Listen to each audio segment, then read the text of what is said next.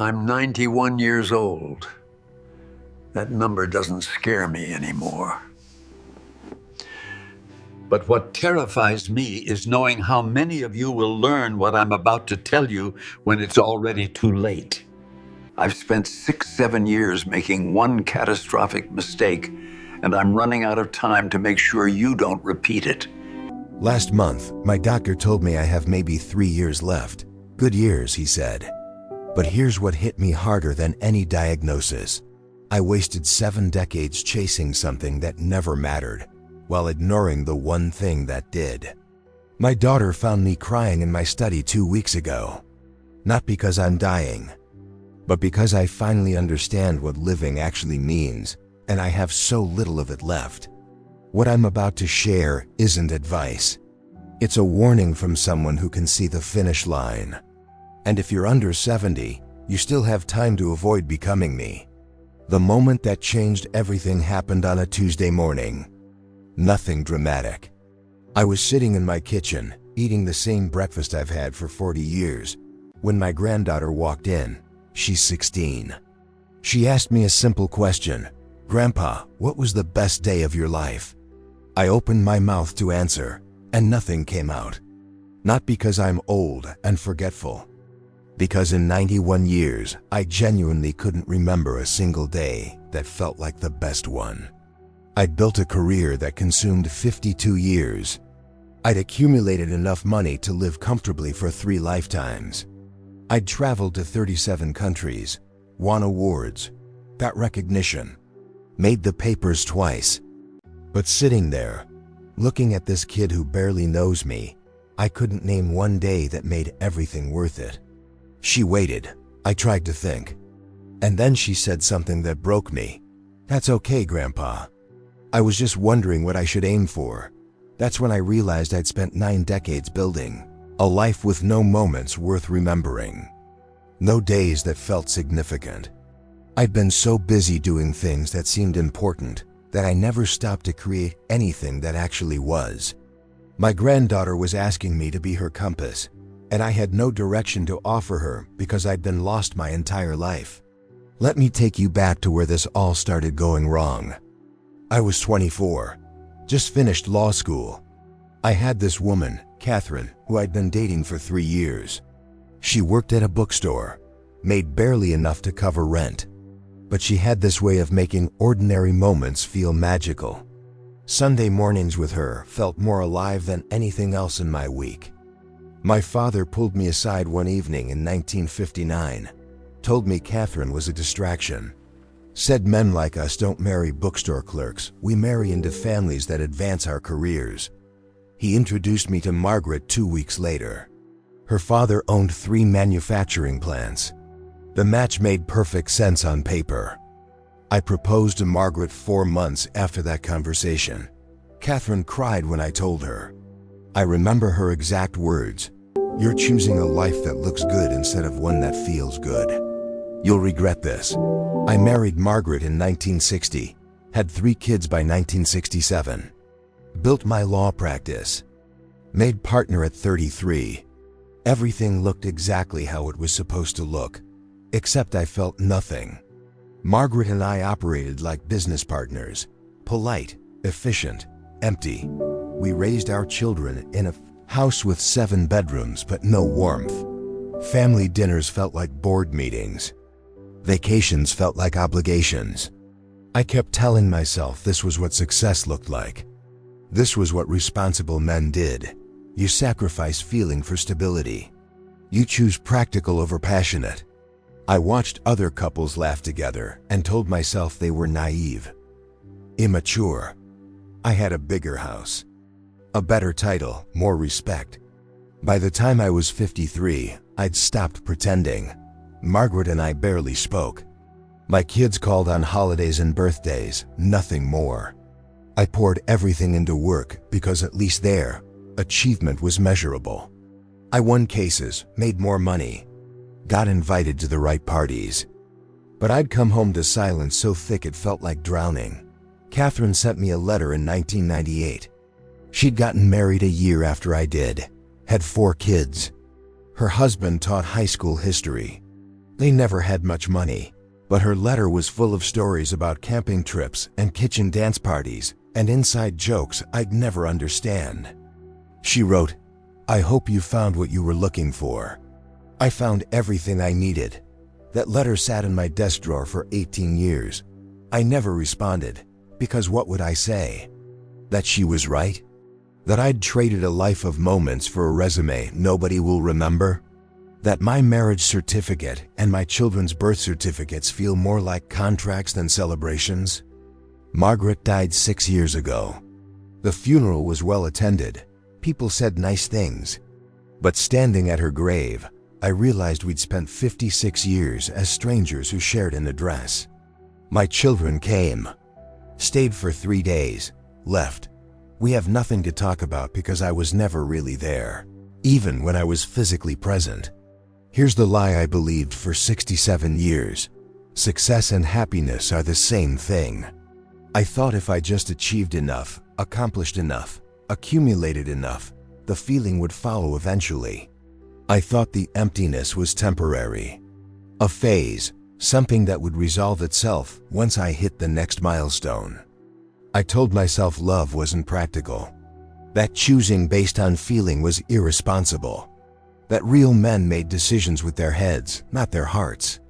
I convinced myself that Catherine would have been a mistake. That the life I built was the right one, even when it felt wrong every single day. I believed the story I was taught. Marry well, work hard, provide financially, and everything else will fall into place. I thought my kids would thank me later for giving them stability, even if I never gave them presents. I thought I was being a good father by paying for their education, even if I missed their school plays and soccer games and moments they needed me to just show up.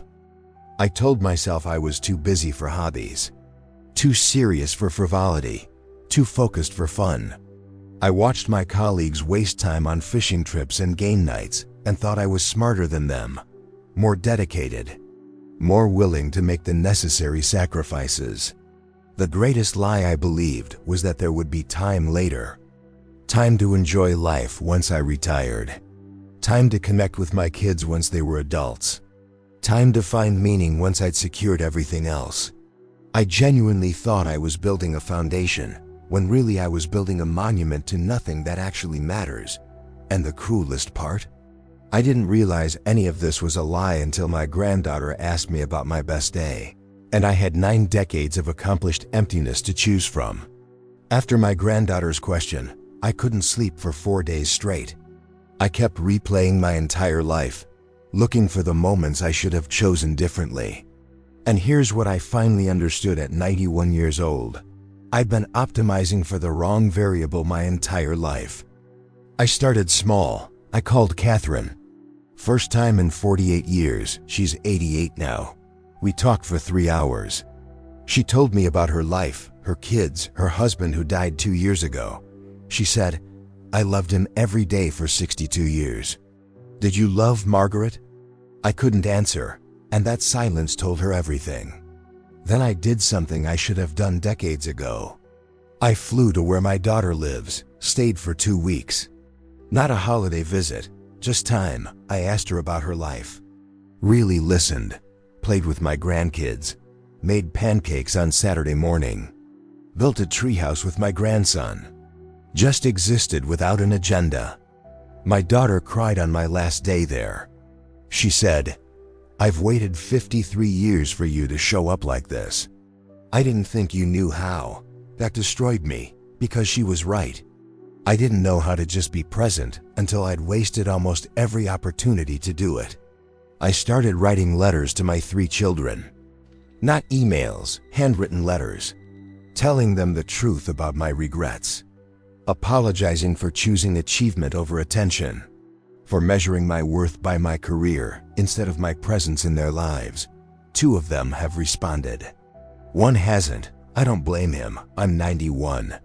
I can't fix 67 years of getting it wrong.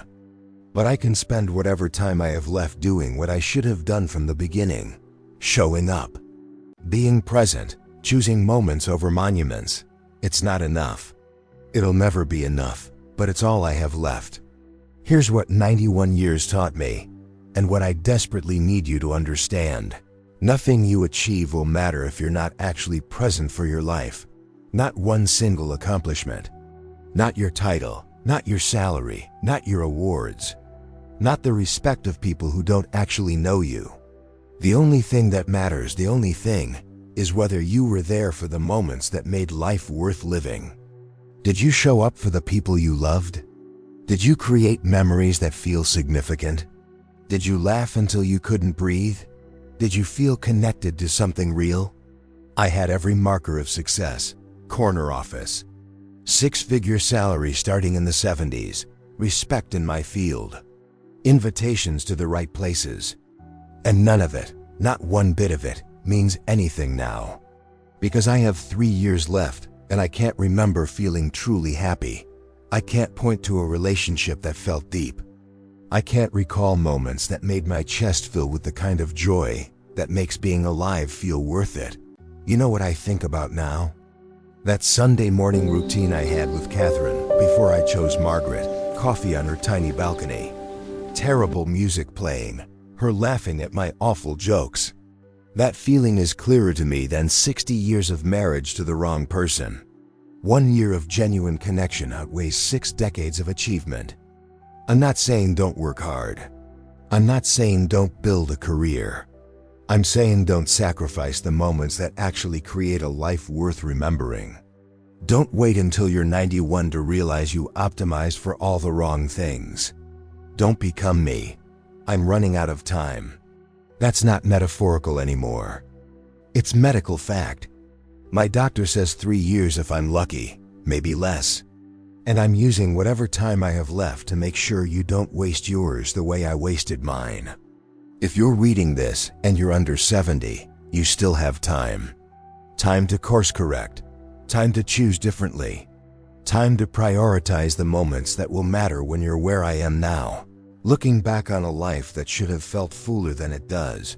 Don't marry the person who looks good on paper. Marry the person who makes ordinary moments feel extraordinary. Don't skip your kid's recital for a meeting that won't matter in 5 years. Don't tell yourself you'll travel later. Connect later, live later. Later runs out faster than you think. My granddaughter asked me what the best day of my life was, and I couldn't answer because I'd never created one. You still can. You still have time to build a life full of moments worth remembering instead of achievements nobody will care about when you're gone. I wasted 67 years learning this. You don't have to. That's why I'm telling you now, while my voice still works and my mind is still clear. Because in 3 years, I'll be gone. And this warning dies with me unless you actually hear it. Don't wait until you're 91 to realize what actually matters. I'm begging you. Learn from my mistakes because I'm out of time to fix mine. Choose the life that feels good. Not the one that just looks good. That's the lesson. That's everything.